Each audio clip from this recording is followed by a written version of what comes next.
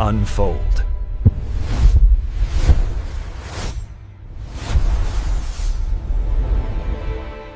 All right, welcome to The Explainer. So, Chernobyl.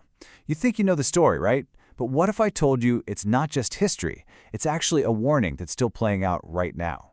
Today, we're diving into the invisible enemies that caused the disaster in the first place and a brand new threat that's bringing all that danger right back to the surface.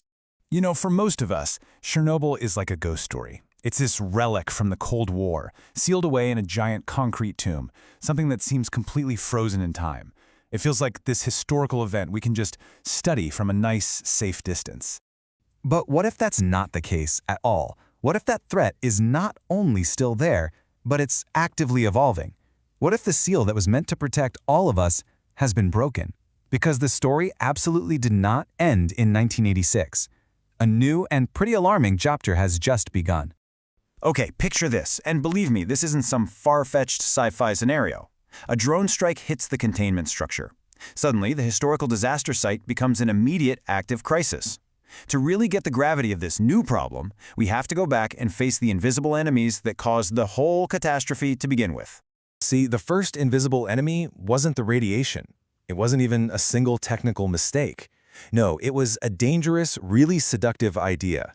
The kind of absolute blindness that comes from believing your system is perfect. Pripyat.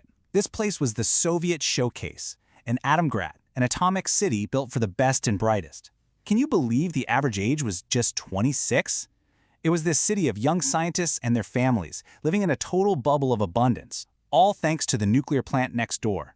I mean, they had access to things the rest of the country could only dream about. And this gets right to the heart of that cultural flaw. This quote from Valery Legasov, the lead scientist who investigated the whole disaster, he just says it all. They had completely convinced themselves of their own infallibility. They genuinely believed a meltdown was a capitalist problem, something that was just impossible in their superior system. And that belief, that was the first fatal crack in the foundation. Okay, so let's move to the second invisible enemy and see how this all builds. Because hiding inside that reactor's huge core was a deadly and totally deliberate design secret. The RBMK reactor had this critical flaw, and it's called a positive void coefficient. Now, that sounds super technical, but in simple terms, it was like a car that actually speeds up when it starts to overheat. So as the core got hotter, it made more steam. But instead of slowing the reaction down, which is what you'd want, that steam sped it up. It was literally a runaway train built right into the physics of the reactor. And this comparison, wow, it reveals a fundamental difference in their whole philosophy of safety. Western reactors are designed to be inherently stable. If they start to overheat, the reaction automatically slows down. It fails safe. But the RBMK reactor was the exact opposite.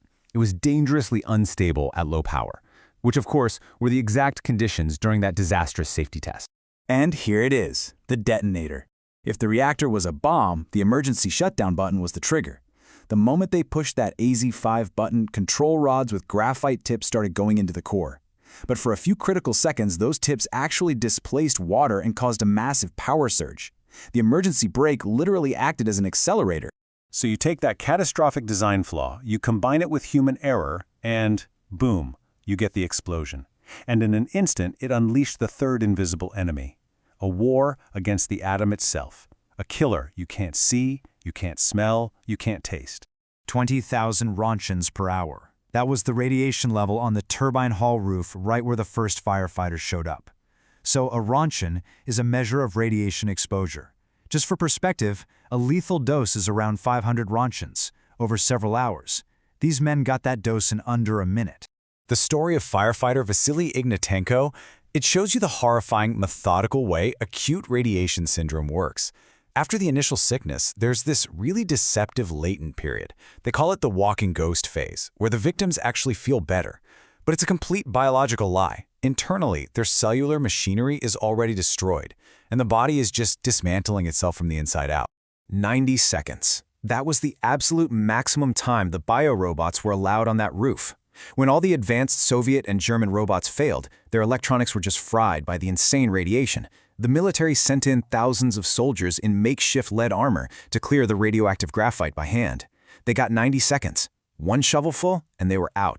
You know, it's really important to separate fact from fiction here. Amid the very real horror, A lot of popular stories have been, let's say, sensationalized for TV. The actions of the Liquidators, the divers, the biorobots, they were heroic enough without making things up. The real truth of their sacrifice is way more complex and, honestly, more profound than any urban legend.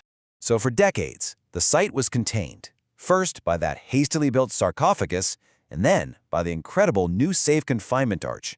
The world kinda thought the problem was sealed away for good, but now a new, invisible enemy has shown up, the pure chaos and entropy of modern warfare. The situation has just completely changed. The original sarcophagus? It's unstable. The new safe confinement, the one with the 100-year seal, it's been compromised. And the entire exclusion zone is now an active war zone, just littered with landmines. Chernobyl has gone from a contained historical site to a live, totally unpredictable threat. And this brings us to the really crucial lesson almost 4 decades later. Chernobyl is not a closed chapter in a history book. It's an ongoing process, and it's a profound responsibility that all of us have inherited. This single sentence, man, it just captures the stark, terrifying lesson of the past 40 years. The peaceful atom requires a peaceful world. Our most powerful technologies are only as safe as the societies they exist in. The engineering can be perfect, but it can't always withstand the failings of humanity. The Liquidators back in 1986, they sacrificed everything to close a door that should never ever have been opened. Today, that door has been forced to jar again, not by a technical failure, but by conflict. The nature of the invisible enemy has changed, from hubris and design flaws to drones and geopolitics, but the watch continues. And it leaves us with a really sobering thought about the fragile relationship between our greatest creations and our oldest conflict.